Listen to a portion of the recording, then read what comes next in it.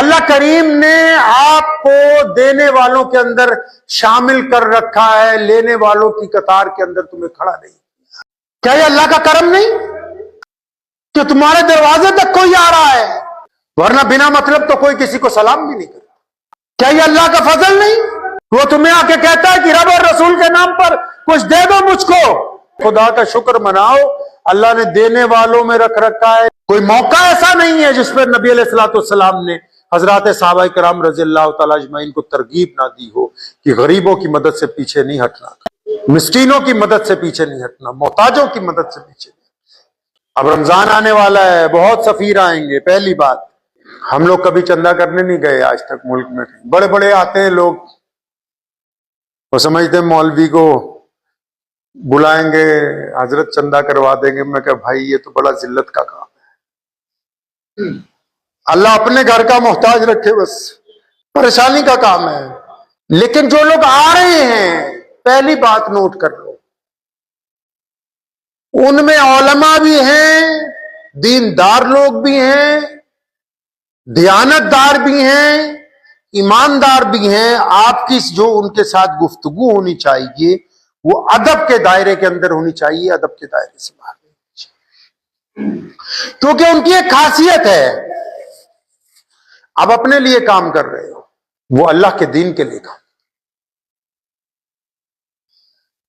अपने लिए ताना सुनना आसान है, दीन के लिए ताना सुनना।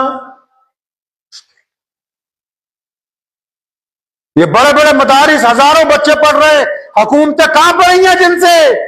उनके छोटे छोटे मौलवी तुम्हारे पास आते हैं, 10 रुपए, 20 रुपए, 50 रुपए, और उस कतरों को इकट्ठा करके इतने बड़े इदारे तामीर करके खड़े कर दिए कि पूरी दुनिया का कुफर कांप रहा है। उनकी ईमानदारी ने, उनकी दयानतदारी ने। तो रमजान में इस बात का ख्याल रखना है कि जो औलमा आपके पास आए, दीनदार लोग आए, बुजुर्ग आए, उनका एहतराम करना, इकराम करना है। करेंगे इंशाअल्लाह ताला। उनको मदरसे के लिए भी पैसे देने, उनको उनके जाती खर्च के लिए भी हदिया देना। दूसरी बात मैं इसलिए कह रहा हूं क्योंकि इंसानी फितरत है। अगर आप चाहते हैं कि कोई बंदा चोर ना बने तो उसको चोरी का मौका ना दीजिए। आप चाहते हैं कि आपके बच्चे चोर ना बने तो जानबूझ के घर में पुरता बहाना टांगिए जहां से रोजाना वो पैसे निकालने। आप उनको मौका दे रहे चोरी करने के लिए, मौका ना दीजिए। 500 मदरसे को देने तो 500 सफीर को बोलो ये आपके लिए, ताकि दीन का काम और तेजी से आगे। अब दूसरे नंबर पे गदागर भी आएंगे। गदागर समझते हो? जो किनका गुजारा ही चंदे के ऊपर है, जो सारा साल झूठ बोल के चंदा करते हैं, लेकिन उनका झूठ इसलिए कबूल है कि वो अपनी जात के लिए झूठ बोलते। किसके लिए झूठ बोलते हैं? अपने लिए। होता उनको कुछ नहीं है। ओ जी मैं बीमार हूं जी, मैं ये हूं जी, मैं वो हूं जी। चल भाई तू जो कुछ भी है, हमारे पास जो कुछ है अल्लाह के नाम पे।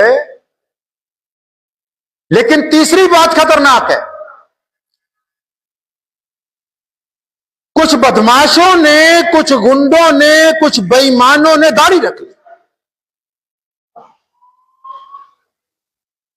लंबे लंबे कुर्ते पहन लिए,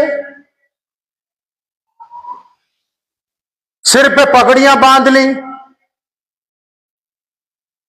और मस्जिदों और मदरसों के नाम पर मुसलमानों की पीठ में छुरा घोंपने के लिए छुरी तैयार करके तैयार निकला है रास्ते।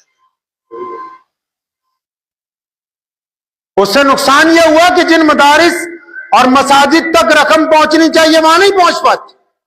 ये जो चरब जुबान बेईमान है, मौलवी भी नहीं है, मौलवियों का रूप धार रखा है। अगर मौलवी होते तो हराम ना खाते। हमारे यहां पंजाब में तो रवाज चल पड़ा, रोज फोन आता है, कभी गुजरात से, कभी बंबई से, कभी बेंगलोर से, कभी भोपाल से। कि जी फलां फलां सफीर आए हुए हैं, लंबा कुर्ता है, लंबी पगड़ी है, लंबी दाढ़ी है, 5-5 आदमी, 6-6 आदमी। तो कुछ नहीं, मस्जिदें ही बेचो कागजों में।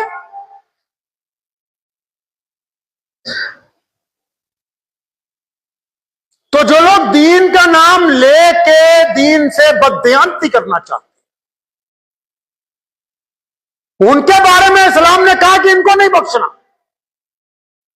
ये जो गदागर मांग रहा है, झूठ बोल रहा है अपने लिए, लेकिन वो अपने लिए बोल रहा है कि जी मेरी बेटी की शादी है, मेरी मां बीमार है, मेरा बाप बीमार है, वो अपने घर के लिए झूठ बोल रहा है। लेकिन ये जो बेईमान खड़ा होकर कह रहा है कि जी मैंने पंजाब में मस्जिद खाली करवाने के लिए पैसा चाहिए, मुझे पंजाब में फला मस्जिद गिरा दी गई थी, मैंने उसको खाली करवाया, उसके लिए पैसा चाहिए, जबकि जमीन पर इसने कुछ नहीं किया। ऐसे बददियांतों को पकड़ के लाओ, पहले तस्दीक करो, अगर सही हो तो एहतराम, अगर बददयानत हो तो मुकदमा दर्ज करके इनको जेल भिजवाओ, ताकि मुसलमानों की हलाल की कमाई इन बेईमानों की कोठियों के ऊपर।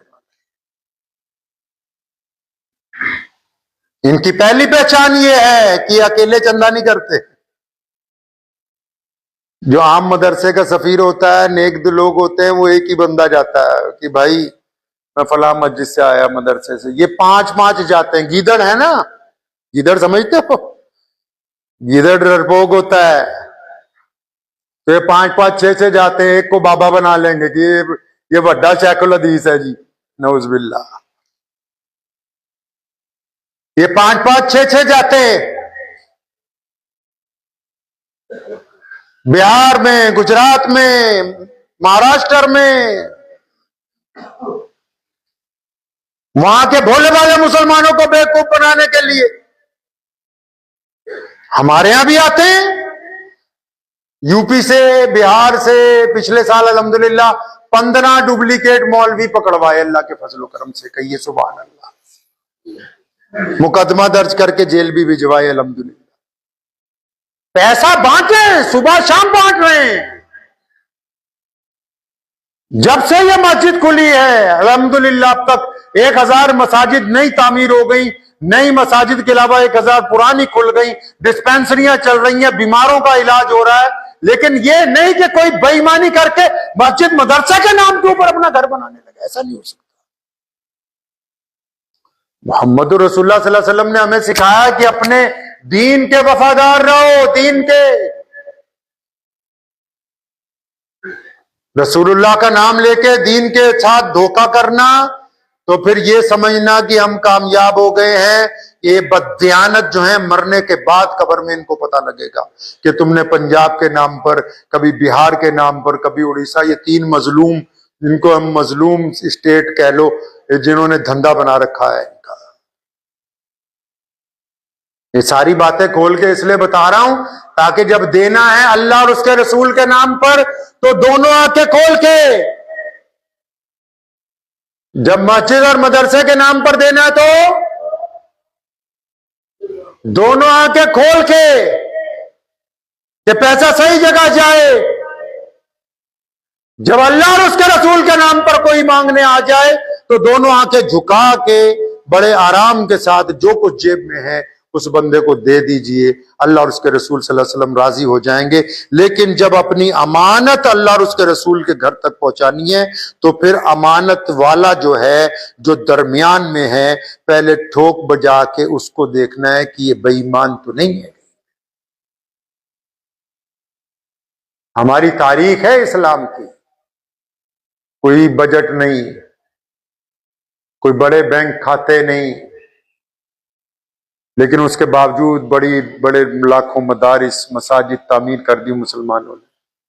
कभी इंकार नहीं किया। कौम को जब कुछ कहा उलमा ने, अब भी इंशाअल्लाह ताला, अब भी रमजान आ रहा है, लोग आएंगे बहुत, उनका इस्तकबाल है, कोई इंकार नहीं है। लेकिन इसके साथ साथ बेईमानों से मुसलमानों को बचाना, वो मस्जिदों के प्रधानों की, मस्जिदों के जिम्मेदारों की ड्यूटी है। इस ड्यूटी के साथ ये बात जरूर याद रखें कि बेईमान पकड़ने के चक्कर में किसी ईमानदार की बेइज्जती नहीं होनी चाहिए। दुआ भी कीजिए, वक्त भी बहुत हो गया है कि अल्लाह करीम मुझे भी और आप सबको इस पे अमल करने की तौफीक अता फरमाए।